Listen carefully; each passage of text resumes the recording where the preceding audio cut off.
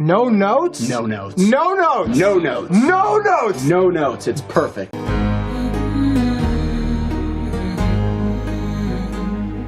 Greetings, fellow mortals. Just a reminder saying it's just my opinion is for cowards. 2025 was the year that I shifted my opinion on horror as a genre. I never thought it was bad or anything, but it didn't exactly click with me for a long time. I don't get scared by fiction. I know that it is not real. As such, I didn't think scary movies or psychological horrors were my genre, my thing. Even with stuff that I liked, Resident Evil, Silent Hill, Walking Dead, until that franchise died a painful death. The fact that they were horror in any conceivable way were just coincidental to me. I like the characters and the arcs that they underwent through this horrific world, but I wasn't into the fact that I was supposed to be scared, because I just wasn't. Of course, that was when I realized that the development of the characters and the breakdown of human psychology was the point. I wasn't always supposed to be scared, I was supposed to be intrigued and disturbed by what I was seeing.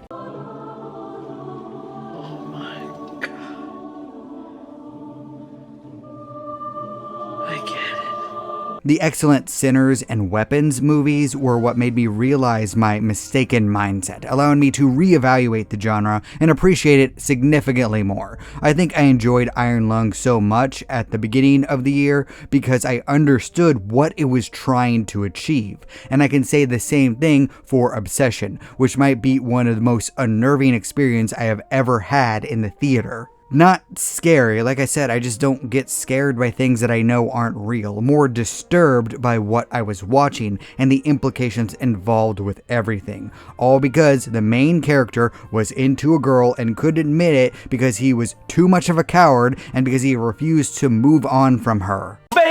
Failure, you're still a failure. Now, I know at the beginning of all this, I said that saying it's just my opinion is for cowards, but I would like to take a note here that this film has many aspects which are up for interpretation. How some characters feel and think are only hinted at, not outright stated. What things mean and the exact themes behind the film are up to interpretation to the individual. Except, of course, for the obvious condemnation of Baron, or Bear as everyone calls him. The movie openly declares that he was wrong for what he did in the best condemnation of forced romantic feelings through love potion magic since the Rick and Morty episode did it.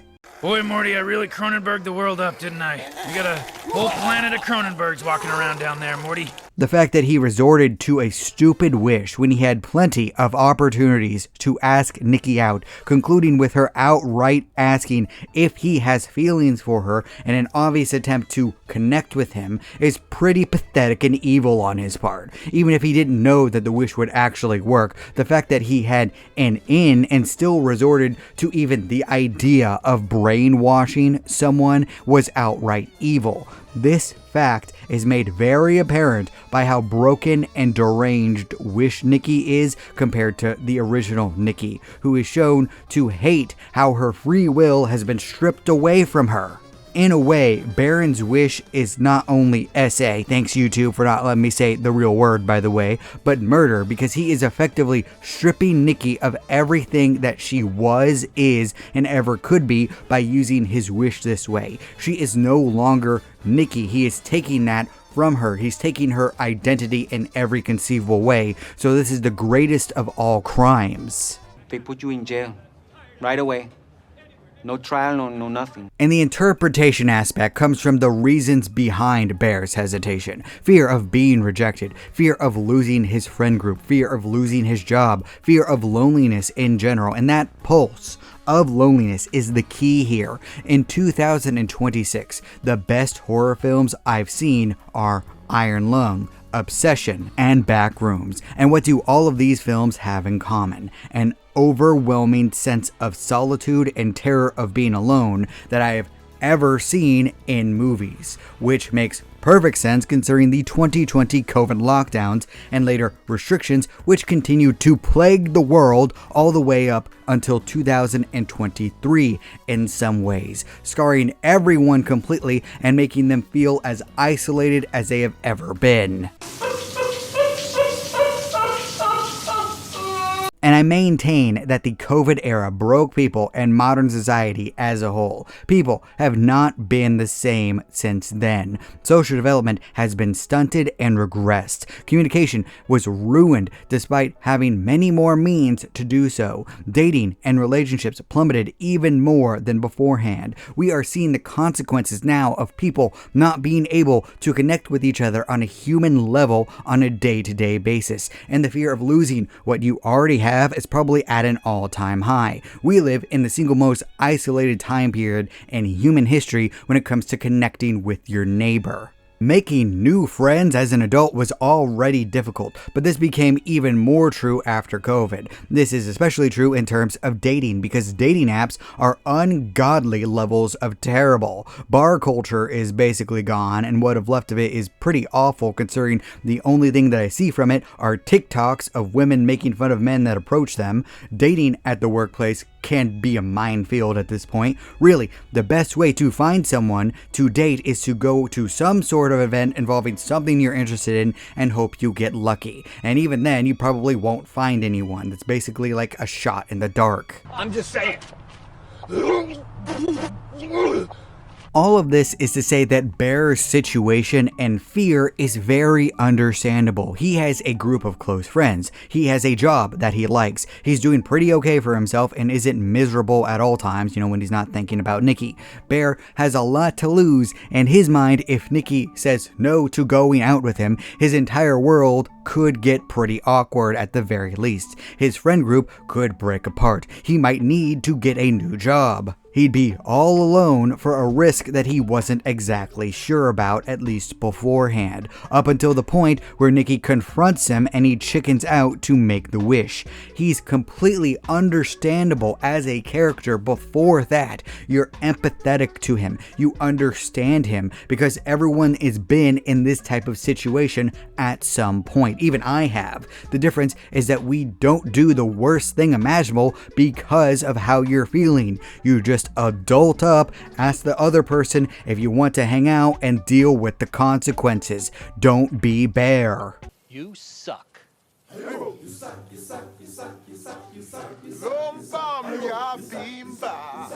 If you will indulge an anecdotal story, I had a very similar situation when I was 18. Literally had a group of 3 other friends which all hung out all the time. I had feelings for my female friend, so what did I do? I eventually decided to grow a pair and ask her to go on a date with me, and to my absolute delight, she said yes. Until she changed her mind about 24 hours later and dumped my sorry ass. And then the friend group fizzled out. So yeah, maybe I specifically have this interpretation because I lived the worst case scenario of what would have happened to Bear. But I did the right thing in the end, even if I was emotionally wrecked by the rejection for a few months afterwards, basically in an emotional coma.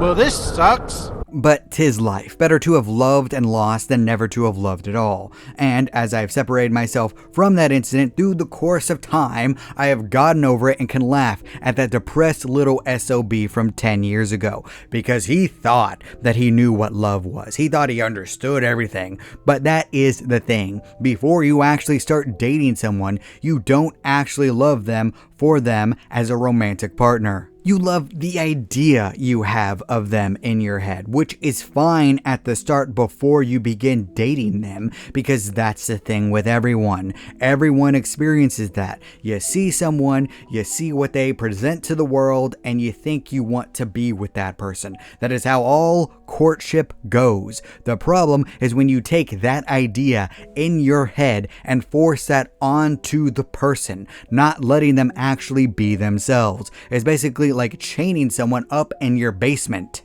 Whatever, man. I just want to go home. Me too. Because I would classify Bear as a villain protagonist, meaning that while he is the perspective from which we view the story and whose journey we follow, he is not the hero. His motivations are understandable and relatable, but his actions are reprehensible and cowardly. He is the villain of his own story, not Wish Nikki. Wish Nikki is a force of nature created by his wish. She is not the villain here. Because she's not the one who actually caused all the terrible things to happen. She's not the actual obsessed one. That is Bear. Bear is the one who is obsessed, because even when confronted by the real Nikki begging for freedom through the sweet release of death, he won't give her that, rather keeping her distorted, sick version alive because of his ego hating the idea of being rejected. That is the definition of a villain. Really makes you think. The Wish Willow and whatever force behind it could be demonic or evil, or it could be neutral, or it could be good, I don't know. Or it could simply be the monkey paws / genie wish trope, meaning be careful what you wish for, because you might not like what comes from it. These type of stories are very common, twisting the character's desires and showing the worst possible consequences from them. This happens so often in fiction and in parody that it's become a running joke, so much so that the characters know what is happening, and usually the force granting the wish is portrayed as evil. For example, I could wish that all forms of cancer are cured. Then the genie, the monkey's paw, or whatever else distorts it by killing everyone who has or is about to develop cancer, even if the cancer is benign and they won't have to worry too much about it, thus technically granting my wish. Oh, I made myself sad. But if you think about it, this is the actual logical conclusion of my wish. But you can't say the same thing for the wish in Obsession. Bear desired to brainwash someone, distorting Nikki's emotions against her. There really isn't an interpretation about how he worded the wish or the outcome that really just can't be this. He wanted the distorted vision that he had of Nikki to become real and be just as obsessed with him as he is of her. And it happens. Wish Nikki loves him more than anyone or anything in the world now. And that comes out in a deranged infatuation where Nikki does not respect what Bear would actually want, just as Bear did not care at all about what the real Nikki actually wants. This isn't a monkey's paw situation. This is Bear getting exactly what he asked for, and reality coming back to smack him in the face for being evil. Larry, you can't just... Larry, are you alright? How did... We are shown in the film that wishing for money just causes money to fall from the ceiling. Now, we don't know where the money came from or if Ian will face consequences from that theoretically. Was the money stolen? Did it appear out of nowhere? Was it all marked by the government? We don't have a whole lot of answers to those questions, but even if it is clean, Ian is going to have a hell of a time even using that cash. He has to explain how he got this to the banks and the IRS. He's going to have to start a business and slowly start funneling that money through legal means in order to use it at all. And he can't do that quickly without drawing attention. But you know, all that is moot because he was killed because he allowed his greed to get in the way of doing the right thing of helping his friends. His selfishness got him killed. We knew you could do it!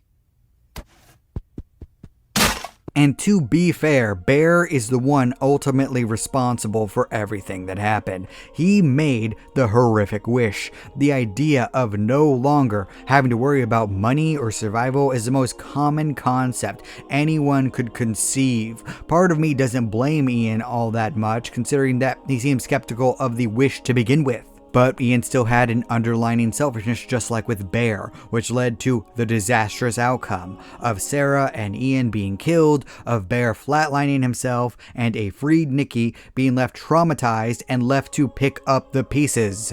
Well, that sucks.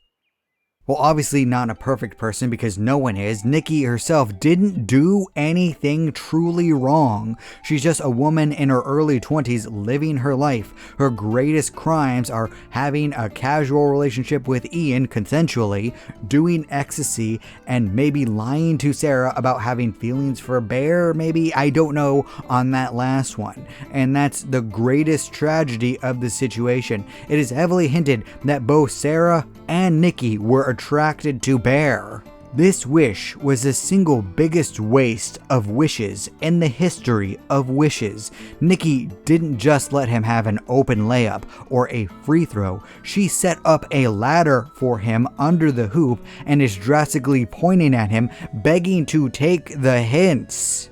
So, do you have any thoughts on what you might want to do tonight? Oh, I don't know.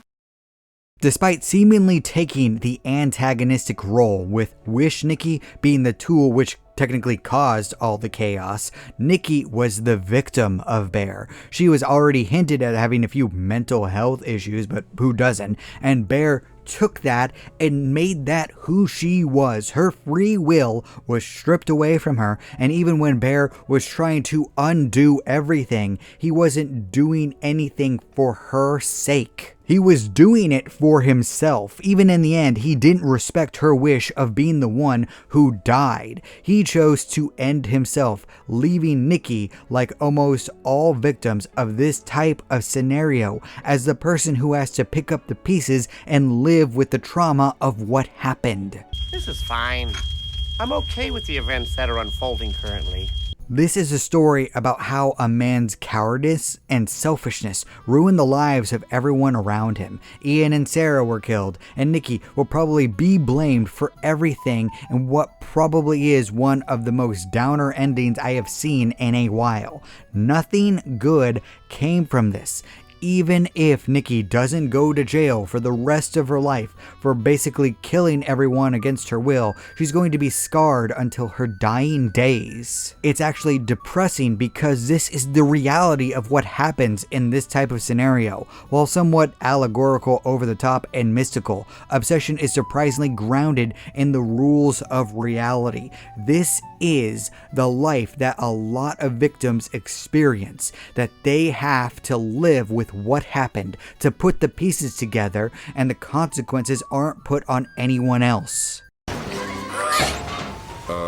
I can explain. Okay, there is a magic power in here, kind of making it fantasy, but things aren't overly explained. Instead, they're executed in a way that shows instead of tells, by keeping everything consistent in the film. I think a lot of my problems with horror movies, which treat the power as a stand-in for something else, is that they tend to be a little bit silly. Take It Follows as a great example, and you're allowed to like that film. It's pretty good, but it could have been done a whole lot better. I get it, yes, the monster is a stand-in for STDs. I understand, but it's kind of silly how easy this thing is to escape and eventually beat. The film is begging you not to think too hard about all this. Meanwhile, Obsession is demanding that you think about every little detail which happened in the film. That is why it is so much better. It is a movie that wants you to think, for you to learn, for you to grow, for you to understand why Bear is completely evil for what he did.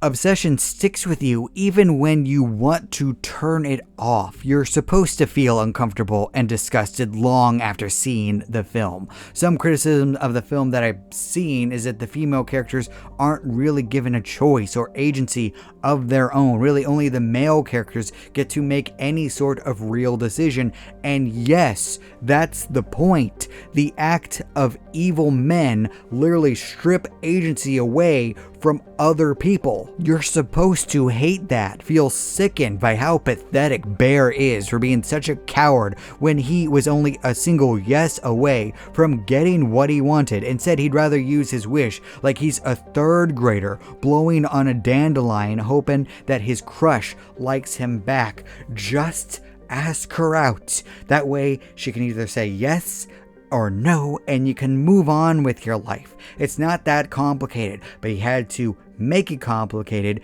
be selfish, and ruin everyone's lives. Ha! Gay! The great tragedy of Obsession is that Bear was basically 2 seconds away from living through a rom-com version of this movie, where both Nikki and Sarah pined for his attention because he used his wish to have a bunch of money or to be more successful or to have more faith in himself. I don't know, that wish could have turned against him, making him arrogant or something. Or it could have stripped away his sense of fear, making him completely reckless. But I get the impression from the occult storekeeper that the wish willow doesn't lead to devastating consequences for people who aren't ripping free will away from other human beings. Bear could have even wished for anything to make his life better. Then he could have had a perfect life. Instead, he acted like a scared little sociopath. I'll do anything. You want me to eat shit? I'll eat. Obsession tackles modern dating, solitude, selfishness, consent, and the consequences for victims using an old wish trope with a new twist to it.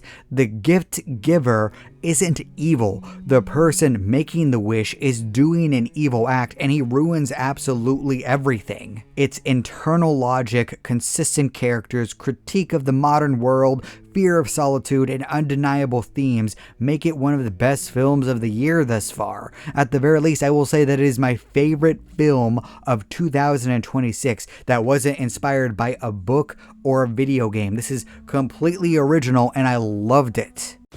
Well, hang on, you've just... No, I like it. This is brilliant, but I like this.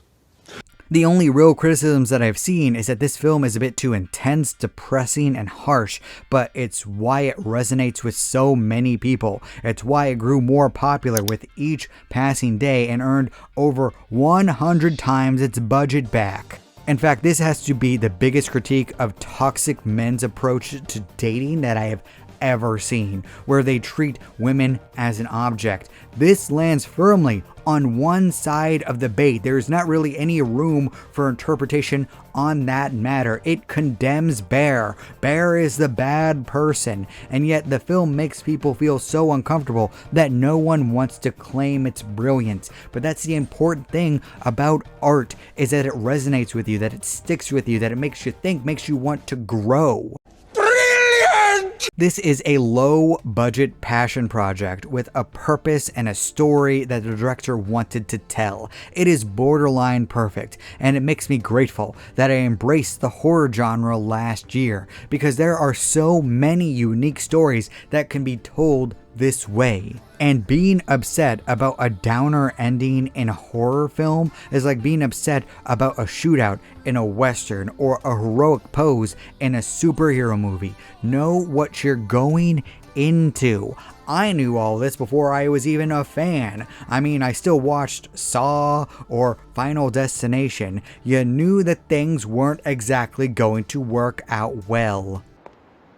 Well, that's the end of me. Obsession is a cautionary tale, telling people to just take a chance on who you are being attractive to someone else. You're going to get a lot of no's, but eventually you'll get the yes that matters. Dating has and always will be about putting yourself into uncomfortable situations, even as it evolves. Forcing others to change drastically on a fundamental level for the sake of your basic little bit of comfort is messed up, and this story will stick with me for a long time as a logical conclusion to such an act, because the solution is easy. Take a chance. It might not work out for you. You might be sad, and then you pick yourself up, buy a pizza, and try again, just like I did when I got dumped by that girl. That's how you find the person you're meant to be with. First, let's get one thing straight. I'm not crying. I'm just sweating through my eyes. But what did you think? Did you like Obsession as much as I did?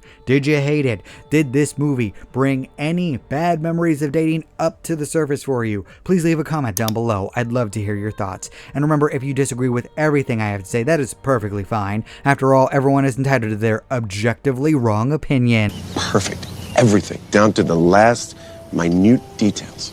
Thank you all so much for watching. You're still here? Good night, everybody. Thank you. You bye. Boom. Do not despair.